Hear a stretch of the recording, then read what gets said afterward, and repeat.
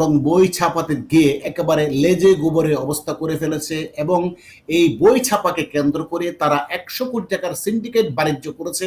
পত্রিকায় এমন একটা খবর আসার পর আমরা বিশ্লেষণ করে দেখতে পারি 100 কোটি টাকার দুর্নীতি করেছে, সুস্পষ্ট প্রমাণ। এই বিষয়ে কথা বলতে স্টুডিওতে উপস্থিত হয়েছেন জনাব শেখ ফরিদ, আপনাকে স্বাগতম। আপনি যদি বলতেন। ধন্যবাদ আপনাকে, এবং সেই সাথে চেতনার দর্শকদের অসংখ্য ধন্যবাদ। প্রিয় দর্শক, আপনারা জানেন যে বাংলাদেশে কখনো বলা হয় মসজিদে আজানের বদলে উলুধ্বনি হবে, কখনো বলা হয় এই দেশে ইসলাম থাকবে না, কিন্তু আমরা পরে দেখি যে বাংলাদেশে আরো মসজিদ মাদ্রাসা বাড়ে। কখনো বলা হয় এই দেশে মসজিদে উলুধ্বনি হবে, কিন্তু আমরা দেখি যে না, বাংলাদেশে মসজিদের সংখ্যাই বাড়ে, অলিগলিতে ব্যাঙের ছাতার মতো মসজিদ গজায়। তারপর আমরা দেখি বাংলাদেশের যে কোনো ব্যবসা, যে কোনো কাজে, মানুষের শিক্ষায়, চিকিৎসায়, ব্যবসায়, যে কোনো কাজে যখন যাবেন ভারত যুদ্ধের ভয় দেখাবে। যেমন এর আগে আমাদের উপদেষ্টা সাহেব বলেছেন 26 লক্ষ ভারতীয় এই দেশে চাকরি করে শেখ হাসিনার আমলে, কিন্তু আমরা দেখলাম 26 লক্ষ তো দূরের কথা, আমরা 26 জন ভারতীয়কে বের করে দিতে দেখলাম না, বরং উল্টো আমরা দেখলাম হাজার হাজার বাংলাদেশিকে বাংলাদেশে, ভারত থেকে বাংলাদেশে পুশব্যাক করা হচ্ছে। আপনারা ইতিমধ্যে দেখলেন যে 20% বেশি দরদাতাকে কাজ দেওয়া হয়েছে। এই যে বই ছাপানো, এই যে আপনারা দেখতে পাচ্ছেন, এইখানে ভারতীয় বারবার বলা হয়েছে সরকার নাকি সবসময় ভারতকে সুবিধা দিত, শেখ হাসিনার সরকার নাকি ভারতকে সবসময় সুবিধা দিত। আরে ভাই, একটা আন্তর্জাতিক একটা টেন্ডার নিয়ম কি যে সবচেয়ে কম দরদাতা আপনি তাকে দিবেন? কেন পাকিস্তান পারলো না কম দামে ছাপতে? কেন তার প্রিয় দেশগুলো পারলো না? তুরস্ক এসে পারলো না ভারতের সাথে কম টেন্ডারে কম টাকাতে ছাপুক? কই, আমরা তো তা দেখি না। বরং আমরা কি দেখলাম, যে ভারত সবচেয়ে সর্বনিম্ন দরদাতা তাকে অ্যাভয়েড করে যারা 20% বেশি করেছে, বেশি দামে বই ছাপতে চেয়েছে, তাদেরকে দেওয়া হয়েছে। শুধু এইখানে না, এইভাবে দেওয়ার পরে এই এনুস গ্যাং, এনসিপি গ্যাং শুধু এইখানেই থেমে থাকে নাই।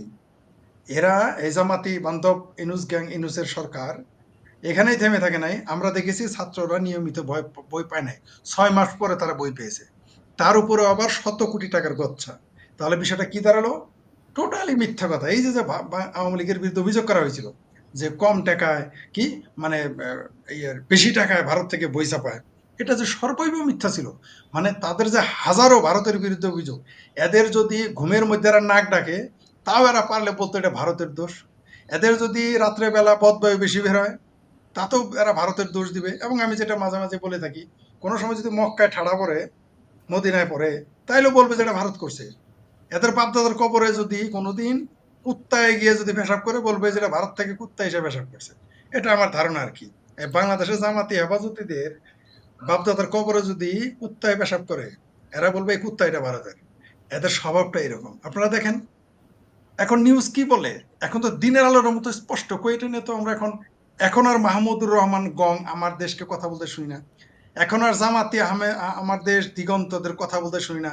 সোনার বাংলা, টোনার বাংলা, সংগ্রাম, এদের আর কথা বলতে শুনি না। এগুলো নিয়ে আর কথা বলতে দেখি না। যে 100 কোটি টাকা বা 150 কোটি টাকা বেশি দিয়ে বই ছাপলো, তারপরেও আবার বই 6 না, মাস পর। জনাব শেখ ফরিদ, আমার কাছে বিশ্লেষণ করে যেটা মনে হলো, এই 100 কোটি টাকা তারা পকেটস্থ খেয়ে ফেলেছে। কারণ হলো public procurement rules and regulation 2006-2008 এর বিধি মোতাবেক যদি দরপত্রে বাজার দর তারা আগে থেকেই করে, বাজার দরের 10% বেশি হলে সেটা অ্যাপ্রুভ দেওয়া যায়। কিন্তু এখানে দেখা যাচ্ছে 20% বেশি, সম্পূর্ণরূপে আইনের ব্যর্থই ঘটিয়ে তারা এই দরপত্র ওয়ার্ক অর্ডার দেয়। ফলে সম্পূর্ণ নিয়মকে, অতীতের নিয়মকে ভেঙে ফেলেছে।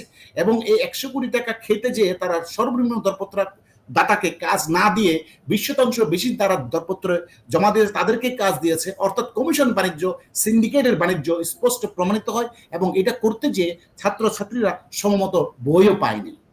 বলেন। কোনো সন্দেহ নাই, আপনার আমার সঠিক। শুধু তাই না, এইটার সাহেব আরেকটা জিনিস দেখান, যে বাংলাদেশ এখন চামড়ার দাম কত? চামড়ার মার্কেট কি একটু দয়া করে দেখাবেন। কুরবানি হ্যাঁ, চামড়া নিয়ে একটু কথা এই বলেন। যে চামড়া দেখেন আপনি, চামড়া একসময় রমরমা ব্যবসা। এই খবরেই বলা হচ্ছে চট্টগ্রামের চামড়া কেউ পুঁতে ফেললেন, কেউ রাস্তায় ফেলে চলে গেলেন। দেখেন রাস্তায় ফেলে চামড়ার কি অবস্থা দেখেন। এবং হাজার কারো হাজার কারো চামড়া কারো কারো দেখলাম খালের মধ্যে ফেলে দিল। খালের মধ্যে ফেলে দিতে সিটি কর্পোরেশনের গার্বেজ ট্রাক এসে সেগুলাকে পরিষ্কার করে চামড়া গার্বেজ করে নিয়ে যাচ্ছে। অথচ এই চামড়ার একসময় মূল্য ছিল 1500, 2000, 3000 টাকা পর্যন্ত এর মূল্য ছিল। এখন এই অবস্থার জন্য দায়ী কারা? এটা কি সুপরিকল্পিত দেখেন ইউনুসের মেটিকুলাস প্ল্যান? আবার দেখেন এই চামড়া নিয়েও সেম কথা যে চামড়া শিল্পকে ধ্বংস করেছে ভারত। এই ভারতের কথা শেখ হাসিনা চামড়া শিল্প ধ্বংস করছে, কিন্তু আমরা কি জানি যে 95 সালের পরে থেকে বাংলাদেশের চামড়া শিল্পে ধস নামছে, আমরা যতটুকু জানি, গবেষণা যা বলে। আপনি যদি তথ্য নেন, উপাত্ত নেন, দেখবেন যে 95 সালের পরে থেকেই চামড়া শিল্পে ধস নেমে গেছে, এবং এমন ধস নামছে যে, এবং নাম নিলে অনেকে এখন কষ্ট পাবে। এই যে চীন এখন নতুন আব্বা হয়ে গেছে, নতুন আব্বাজান হয়ে গেছে জামাতিদের চীন, এই বাংলাদেশের চামড়া শিল্প কিন্তু দখলে, বাংলাদেশের চামড়া শিল্পের সমস্ত কিছু দখল এখন চায় না। আচ্ছা, তারা এটা নিয়ে কোনোদিন কথা বললো না, উল্টো আরো ভারতের বিরুদ্ধে চাপ দিল, যেটা ভারত করেছে, আওয়ামী লীগ করেছে। কিন্তু বাস্তবতা হলো, আপনি ডাটা নেন, আপনি ট্যানারি যারা বিজনেস করে তাদের জিজ্ঞেস করেন, ট্যানারির যে একটা লেবার আছে না, সেও জানে বাংলাদেশের চামড়ার মার্কেট চাইনাদের দখলে। অথচ গালি দিল কারে? ভারতের। গালি দিল কারে? আওয়ামী লীগরে। এই যে একটা বাটপারি। আপনি দেখেন এই মৌলবীরা বলতো যে এই যে চামড়া নষ্ট করে দিছে যাতে আমরা টাকা পয়সা না পাই, কারণ এই সদকা টদকারা পায়, আর এই চামড়ার সদকা পায় তো এদের পাছা ফুলে, এদের পেট ফুলে, এদের গর্দান মোটা হয়। তো এবার তো আর আওয়ামী লীগ নাই। আপনারা তো ইতিমধ্যে জানেন এই চামড়াগুলো মাদ্রাসায় যেত, এতিমেরা পাইতো। যদিও এতিমেরা পাওয়ার সাথে পাইতো কমিটি, পাইতো মৌলবী সাহেবেরা, মূলত এটা সিংহভাগ চলে যায় কমিটি এবং মৌলবীদের পকেটে। যদিও মাদ্রাসা ছাত্ররা খুব কম একটা অংশ শেয়ার একটা পায়ে থাকে, এটাই বাস্তবতা। কারণ মাদ্রাসা ছাত্রের নাম বলে তারা খায়। যেমন মসজিদের নাম বলে 40%, 35, আপনারা সবাই জানেন যে এখন মসজিদের দানের টাকা, মাদ্রাসার দানের টাকা 30, 35, 40% কমিশন। একটু অদ্ভুত ব্যাপার। তো এই চামড়ার বাণিজ্য কমিশন ছিল, কিন্তু এখন মাঠে মারা গেছে। এখন তাদের এটা মাঠে মারা গেছে। এই যে ভারতকে ওই ব্যাপারে দুষলো, এরা কত বড় বাটপার, এরা কত বড় মিথ্যুক। এইবার কিন্তু আর কেউ কথা বলতেছে না যে ইউনূসের দোষ। এবার ইউনূসের বিরুদ্ধে তারা টু শব্দটি করেন। একটা মৌলবীকে শুনেছেন আপনি যে মাদ্রাসায় গিয়ে বলছে বা একটা মেম্বারে দাঁড়ায় বলছে? না, শত শত কোটি টাকা মাদ্রাসাগুলো পেত এই চামড়া বিক্রি করে, এখন একটা টাকাও পায় নাই, কোনো মুখে কোনো শব্দ নয়, মুখে কুলুপ। কোনো শব্দ নেই। এর তাদের কারণটা কি? এখন এখন এখন মোল্লারা কোথায় গেল? এখন ওই যে আমি তো বারবার আপনাদের বলি ভাই, বাংলাদেশে তখনই গণতন্ত্র দরকার যখন বাংলাদেশে আওয়ামী লীগ ক্ষমতায়।